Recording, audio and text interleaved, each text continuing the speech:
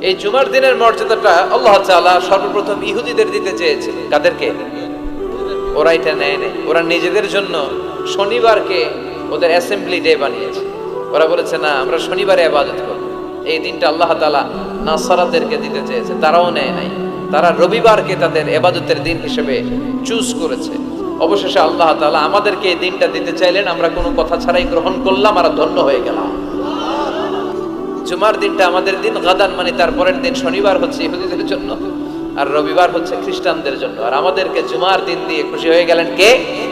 আবার বিশ্বনবী বললেন, জুমার দিনটা এমন দিন, এই দিনে আল্লাহর পক্ষ থেকে বিশেষ ফেরেশতারা মসজিদের সবগুলো দরজার মধ্যে দাঁড়িয়ে যায় এবং জুমার নামাজের আগ দিয়ে খতিব সাহেব আসার আগ পর্যন্ত লিখতে বসে যায়।